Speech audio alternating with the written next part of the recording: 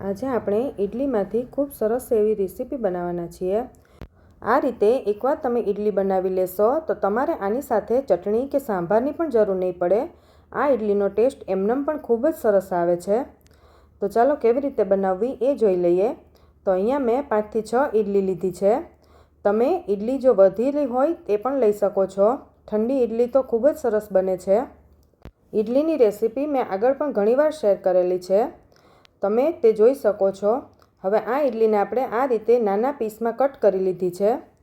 પછી તેનો આપણે વઘાર કરવાનો છે। તો એના માટે એક પેન લઈ લીધું છે। પેનમાં આપણે 2 ટેબલસ્પૂન જેટલું તેલ લઈ લેવાનું છે।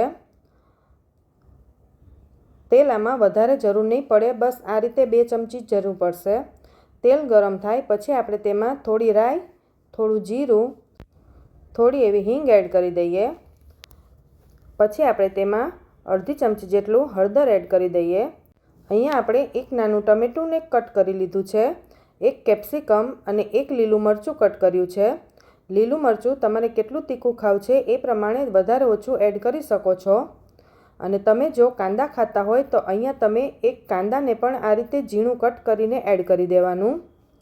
પછી આપણે તેને 2 મિનિટ માટે સાંતળી લઈએ। 2 મિનિટ થઈ જાય પછી આપણે જે કેપ્સિકમ કટ કરીને રાખ્યું હતું એ પણ એની સાથે જ એડ કરી દઈએ। કેપ્સિકમને પણ 2 મિનિટ માટે સાંતળી લઈએ। પછી આપણે તેમાં મીઠું સ્વાદ પ્રમાણે એડ કરી દઈએ। મીઠું આપણે ઇડલીમાં પણ એડ કર્યું છે, એટલે તમે અહીંયા એ પ્રમાણે એડ કરજો। હવે મીઠું એડ કર્યા પછી આપણે ટામેટાને એકદમ સોફ્ટ થવા દેવાના। 2 થી 3 મિનિટ આ રીતે આપણે સાંતળશું એટલે ટામેટા આપણા એકદમ સરસ સોફ્ટ થઈ જશે। પછી ટામેટા સોફ્ટ થઈ જાય પછી જ આપણે તેમાં બીજા મસાલા એડ કરવાના। આ રીતે આપણે ટામેટાને પ્રેસ કરીને જોઈ લેવાના। ટામેટા આપણા એકદમ સરસ સોફ્ટ થઈ ગયા। આ રીતે આપણે બધા જ ટામેટાને પ્રેસ કરીને તેને એકદમ સરસ સોફ્ટ કરી લઈએ અને એકદમ સરસ મિક્સ પણ થઈ જશે।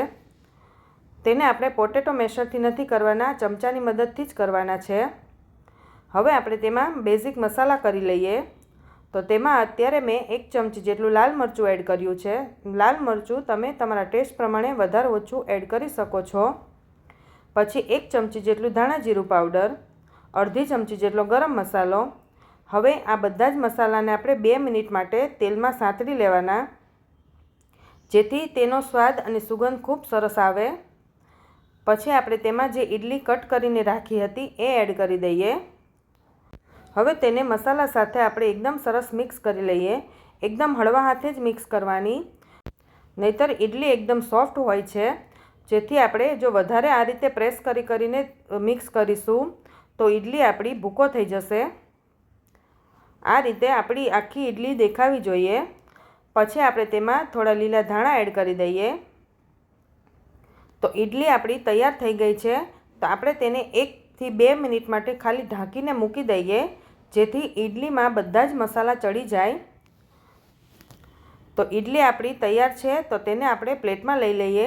ગરમ ગરમ ઇડલી ખૂબ જ સરસ લાગે છે, તમે પણ ઘરે જરૂરથી ટ્રાય કરજો। આ ઇડલી તમે બાળકોને લંચ બોક્સમાં પણ આપી શકો છો અને કોઈ વધેલી ઇડલીની આ રીતે ફ્રાય ઇડલી કરીને પણ ખાઈ શકો છો। જો તમને મારો વિડીયો ગમ્યો હોય તો લાઇક, શેર અને સબસ્ક્રાઈબ કરજો।